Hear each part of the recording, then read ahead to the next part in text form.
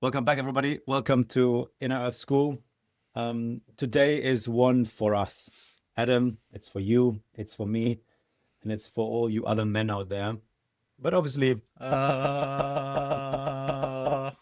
but obviously, if you love one, then this one might be very interesting to you as well. The inspiration for this episode came actually through the most recent Netflix documentary, Manosphere, with and by Louis Theroux. And what it kind of engaged Adam and I in some conversations off the camera. And instead of going into the whole spiel of dissecting what the documentary did do or didn't do, we don't want to do that here. But that kind of the big interesting part is, what does it actually mean to be a man right now? Um, there are so many things we want to talk about. The wound primarily that's sitting underneath it all. But yeah, before we go too much into it, let's welcome Adam to this episode. Adam, hey, how is it going? hey brother, good to be here, mate. All manned up, feeling very masculine Balls in tonight, hand. ready to go.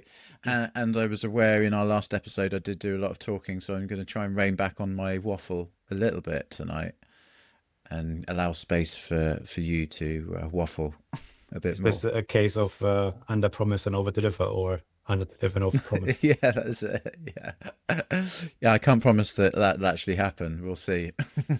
Let's see. Well, how? Yeah, let's look at the first one. So one thing that really struck me looking at the at this documentary, and then overarching, or being a man currently in this beautiful world game simulation we find ourselves in, is getting trickier and trickier. Words like toxic masculinity are thrown around. Um, what do you think? Does it mean to be a man in modern times? Who, me? Ah, let's start the waffle iron and off you go. What does it mean to be a man? What does it mean to be a man? Well, the I know it's a sort of probably overused phrase, but I think authentic. For me, it is super important.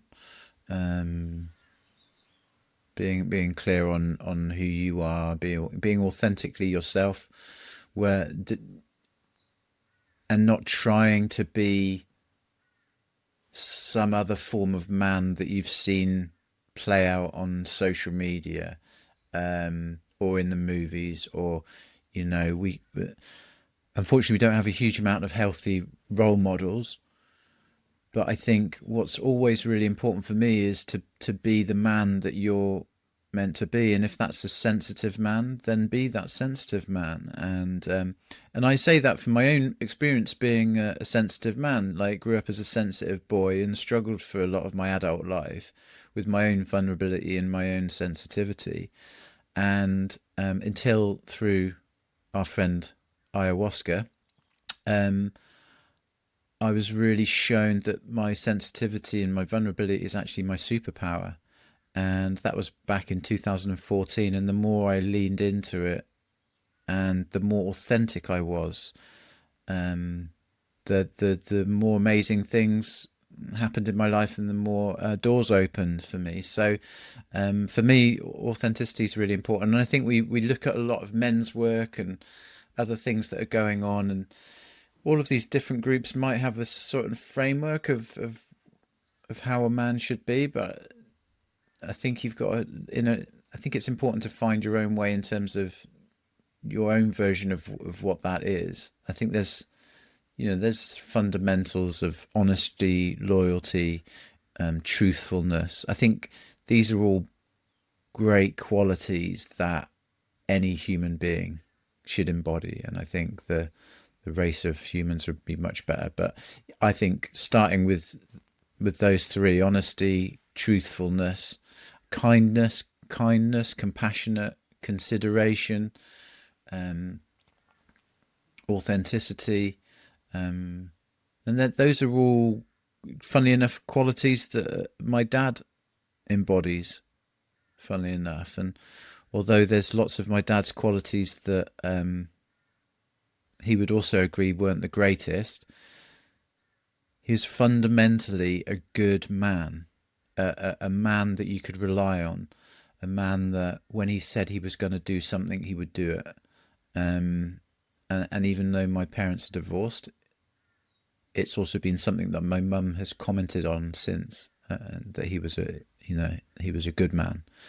And so I think those points are really important underpinning for me. Yeah. How about yourself, brother? To answer that question, I'd like to read you a quote and then Ooh. Quote extrapolate me from up. that.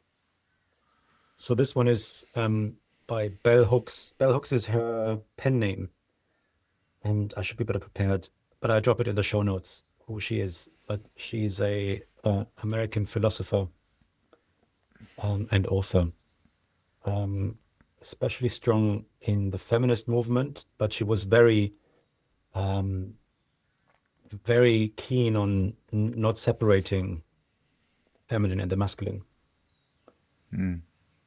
because right, well, I mean, we are so beautiful together. So the crisis facing men is not the crisis of masculinity; it is the crisis of patriarchal masculinity. Until we make this distinction clear, men will continue to fear that any critique of patriarchy represents a threat. Mm. So then, for me, a man should embody true masculine archetypes and, being strong, being the provider, being, quote unquote, the fighter.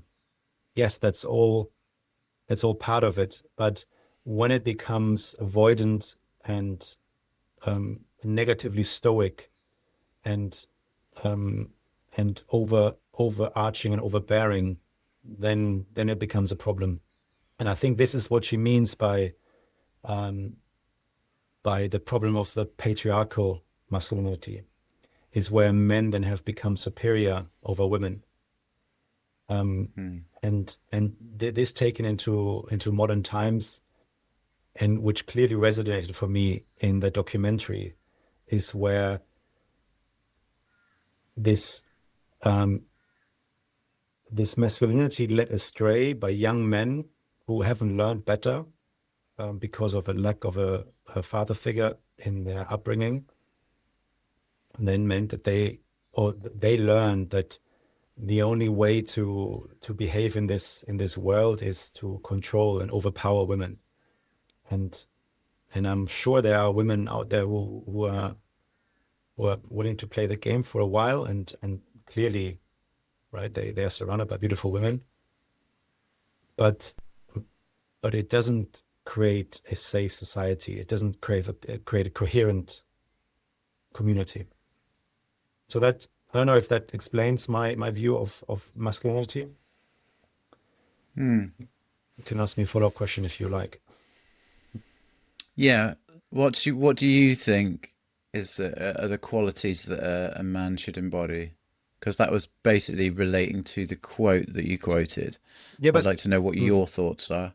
yeah, but the the quote is one thing, but then what I think a man um, is supposed to be strong, um, stoic, but at the same time, um, he should learn from you also, being sensitive, being vulnerable, um, and combining those two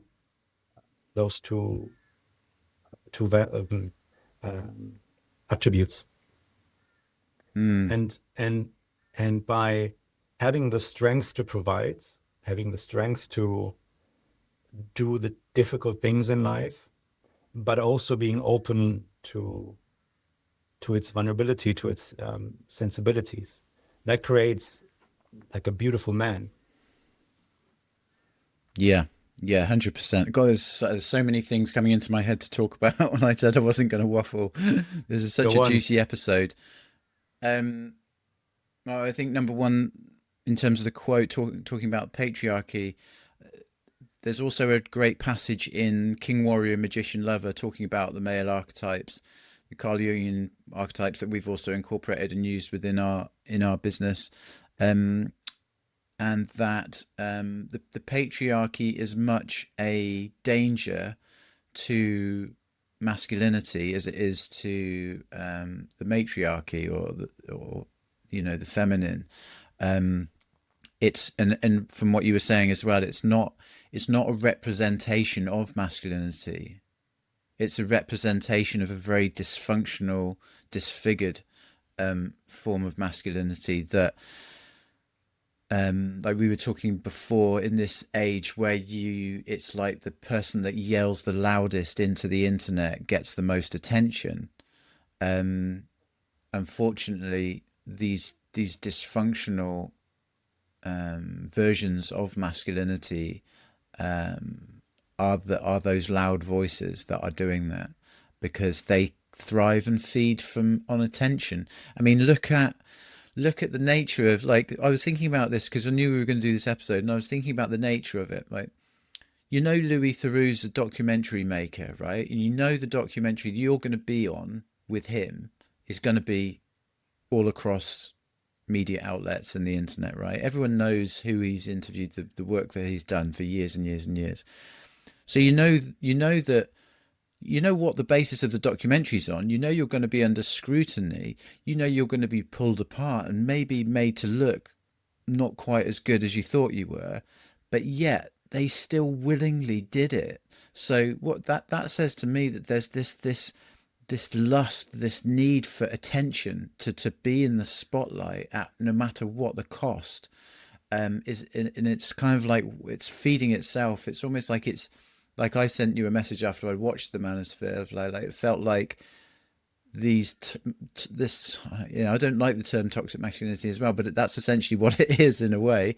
It's almost like eating itself. It feels like it's kind of it felt like when everyone started talking about toxic masculinity, what happened was they took something and they created this tangible energy that then spoke, unfortunately, to a number of figures who then used that for their own agenda to create all of this noise and all of this attention based on those worst qualities that people were talking about in terms of what toxic masculinity was. And now you've got these archetypal characters who are displayed in this documentary who are all displaying the worst characteristics of this of toxic masculinity. So it's almost like the veil was lifted. It's almost like they became that we kind of almost manifested them into reality.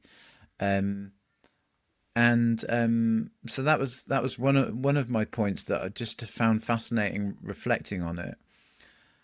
And then talking about the qualities of the man, and there's an amazing book by David Dada called The Way of the Superior Man. It's an incredible book. It's a little bit dated now, but it's still a Bible for sort of lots of men's work. But he talks about masculine and feminine energy, and the masculine being the mountain and the feminine being the wind. And the masculine is this has this strong grounded nature, and it's the strength and the grounded nature of the masculine mountain that allows the feminine wind to swirl around it. And the feminine wind is always there, testing, pulling, poking, prodding. The feminine energy is very dynamic, very unstructured, and maybe a bit crazy. And it wants a mountain that can stand strong in the storm. It doesn't want a mountain that can be pulled one way or the other, because it can't dance then. The feminine can't be the swirling, energetic feminine if she's with a mountain who's being pulled all over the place. So yeah, so I think that grounded strength is super important. And I think, sorry, I know I'm waffling, but it's important. I think there's something I love saying, which is don't mistake kindness for weakness. Like, I'm a really kind, sensitive man, but I know I'm a very strong, resolute, grounded man, and I know my girlfriend, my partner Kimberly, feeds off that. Like, when she's with me, I know her nervous system settles. She it allows her to sort of feel safe and secure whenever she's around me. Her nervous system sort of settles and feels more grounded, and she's able to be this kind of whirling, creative, incredible, chaotic, creative creature, whilst I'm in my masculine, and she's also allowing me to be that strong, grounded force of nature that allows that sort of dance to happen between the two of them. Um, Sorry, I know I waffled there, but I wanted to get those points across. So I think, yeah, the strength is a super important part of being the man, the grounded strength, not being pulled by, not being pulled in lots of many different directions, knowing who you are and being able to stand in the courage of your convictions. I think as a man, I think that's what gives you the sense of the mountain, essentially. Beautiful, beautifully put. Thank you for that. That was a Thanks for listening. worthwhile a worthwhile waffle. A WWW. WWW. Amazing. It's a new term. Needs a jingle as well, that does. Um, so what came to my mind there is, um, and this comes from, I always get the title wrong, the King Warrior Lover Magician Lover. King, warrior, magician, lover. That's right. And um, instead of calling it toxic masculinity, because it's so unhelpful. It's the difference between being a boy and a man. And what we're seeing Mm, in these documentaries online, and especially in this manosphere space, unfortunately, they're boys, right? And mm, they haven't yet matured into a man, which is, to my humble opinion, or in my humble opinion, it's a lack of initiations. We, especially in the Western world, we no longer go through these vital initiations and stages in life that move us from A to B to C to D. The only thing that we currently have is somewhat of a birthday. That's a kind of a yearly initiation into the next year, but it's meaningless. We were just showering each other with presents, but there's no real progression into the next phase of life. Um, then maybe the driving license. This soon will be kicked off the Excel sheet because of driverless cars. Um, so what we now still find in the Amazon and in tribal communities, where they really have initiations from the baby to the boy to the adolescent to the man, they really kind of they force their men through periods of life where they know, okay, I leveled up, and we mm. don't have this anymore, and this is a huge problem. Yeah, totally. And I wanted to kind of go back to one of the points that you made earlier about the man. The man doesn't just have to be this strong mountain, but he does have to also be connected and emotionally available for his children, because we all know many, maybe many of us that have been affected by that. Like the father has become so wrapped up in the structure and providing that he's forgotten to be fun and available emotionally to his children, and so they've grown up lacking that. So I think there's a lot of pressure on men, obviously, to be this multifaceted these days anyway, right? We have to like be all the things, if we want to bring up well-grounded, well-rounded children, I think. So there is that pressure. Um, and what was the point you just made then? Sorry, I've had a brain meltdown. To boy to man, or Boy to man initiation. Mm. Yes. Um, yeah, absolutely agreed. I think that's the reason why I've enjoyed myself going on a journey with ayahuasca and psychedelics. I enjoyed the initiatory effect that it has on me. I get humbled by it. I get humbled by it. I get to go on a journey and I get to really understand myself on a deep level through some very challenging and difficult experiences. Um, I think that no one gets out of this alive, and I think life is an initiation in itself. Um, and I think even if you've had it pretty easy for the first 20, 30 years, who's to say that you're not going to have a very difficult 30, 40, 50 years, you know? Um, and so I think we don't really ever know why each one of us has come here, and that's why it's crazy to compare where someone else is in their journey to where you are in your journey. Um, but I agree. I think life is very comfortable and easy for a lot of us in the West, and the the struggles that more native um, civilizations have had, or our ancestors have had, um, don't exist in modern society anymore. We've kind of technology is enabling us to have so much comfort and so many riches, and it's removing more of the struggle, which I think is gonna. So I think this speaks to the transition that we're really in now as a as humanity. We are in the messy middle of this transition, of the ending of an old and before we move into the new beginning. And I think this is a symptom of that. Like the roles are changing. The roles for women are changing. The roles for men are changing. The lifts being lidded, the lids being lifted on so many things now, right? Around wars, nations, power, greed, governments, aliens. Um, you know, the veil is getting quite thin now, and the world that we once thought we knew is no longer that. And we're being asked to now delve deep down into the abyss of kind of who we are to find out what that is. And I think that's the journey that we're all on now. I think we are going through some form of initiation. Um, I think having that in our society would obviously help us, because I think people wouldn't feel quite as lost, or men maybe wouldn't feel quite as lost, or have the structure of the father figures around them.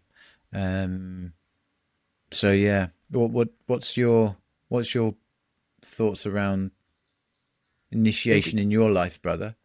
yeah, no, I mean, I've uh, once again, we are very similar in that in my life to have like I haven't had the pleasure of real initiations, but the reason why I love with a capital L psychedelics is because they are the closest and almost only way for me to go through an initiation. And using the psychedelic or the spiritual um, thought process here, it's not about the man, the woman, the masculine, the feminine, but it's about the soul that is there. Who is this? Who is this individual, right? Because there are some women who just have a little bit more masculine energy, and there are some men who have just a little bit more feminine energy, and this is beautiful. So, Mm. um, in knowing who we are truly means that we can show up in this beautiful self that we all have, but because we're outsourcing our um, we're outsourcing our information, and we gather our information somewhere online, or we look at other men and we like what we see and we try to embody that, but it's just not us, right? If I were to try to be like Louis Theroux or Andrew Tate or whatever, it wouldn't work. I have to find out who is Roman. Like, how sensitive is he? How sensible? How scared? How vulnerable? How strong? How, like, all of these things, they are uniquely me. And this is how I have to show up. And once again, this is difficult because it takes responsibility, it takes courage, and it takes insourcing. Is that a word? You English people? Insourcing, inner Well, the, standing. I like well, that. Yeah, yeah. I like that. the Insourcing is, the yeah. the opposite of outsourcing, right? I have to take back responsibility for who I am. Who is the person? Let's forget about who is the male, who is the masculine Roman, but who is Roman? And automatically I will show Mm. up as that person. Mm. Aho. Yeah, I think that speaks to vulnerability that we were talking about. Not vulnerability, authenticity, right? Being who you are and not, And authenticity not, comes with vulnerability. They go hand in hand. yeah. Yeah, no, the vulnerability piece are just, as we rearing towards the end of this episode, there's still so much to talk about, but, I work a lot with male clients, and vulnerability is a key issue that comes up time and time again, that men have just not had access to their feelings and been able to access their feelings, and that of course they end up in a difficulty with their mental health at some point. They Work is understandable for them. They can work as this very practical structure that they understand, that they can replicate and create more of, and they know where they are with it, they know what their skills are. But when it comes to I was talking to a client today, when it comes to the more emotional side of things, which is this ever moving, evolving, fluid, flowing, it's up, it's down, it's not left, it's right, that's the emotional world, right? And because you've lived in this very structured way of thinking, believing, living, acting, then actually suddenly to move into this more fluid way of being is what causes a difficulty. But I'm seeing a lot of guys who are now starting to feel more comfortable being more vulnerable, seeing the power in that vulnerability of connecting with who they are, like spending a bit of time on their own to understand themselves, to connect with their emotions. And once they feel a bit more connected with their own emotions, they can start to learn to sort of surf the waves then. The waves that come in when they're relating to their partner in relationships. Relationships just start to become a bit easier, and they start to understand their own inner world a bit better. So yeah, that the vulnerability piece is essential. It really is, for a man to start becoming a more balanced and whole version, rather than this alpha kind of alpha only sort of archetype that we've That's maybe the seen a lot of. that's the beauty of being human, right? It's the balance of everything. Mm. I think Artemis 2 is about to land tomorrow. It's the moon landing, or they starting. Adam, thank you so much. I think this is such a beautiful topic, and I'm sure we will have many more conversations around what it means to be a man, masculinity. I thoroughly enjoyed it. Thank you guys for watching, dear men, but also maybe some women. We'd love to hear from you. What does it mean for you to show up as a man in this modern world? Please leave us a comment and subscribe to our channel. It would mean the world to us that we can continue this journey together with you. Thank you, Earthlings, for watching. Until next time. But Adam, any last manly words? I have a lot of last manly words, actually. It just so happens that we have a program called The Evolving Man. And The Evolving Man is made for men who are in their midlife transitions, going through difficulties around career, relationships, identity crisis, loss, grief. The Evolving Man is a 12-week program broken up into two 6-week phases. The first is Inner Earth, which is all about self-discovery. It's a 6-week journey to find out who you are and who you want to be. And then the second phase, the second 6 weeks phase, is called Outer Earth, and that's all about integration. So it's taking what you've learned about yourself and discovered about yourself in the first 6 weeks and integrating it into your life, so that you can move forward with much meaning and purpose. So if you're interested in learning more about The Evolving Man, just go to our website, innerearth.co.uk, and you'll be able to find it under the life transitions section on the website, and there'll be some links in the show notes as well, no doubt. So come and join us on that journey, and look forward to working with you and navigating it with you. Peace out, Earthlings.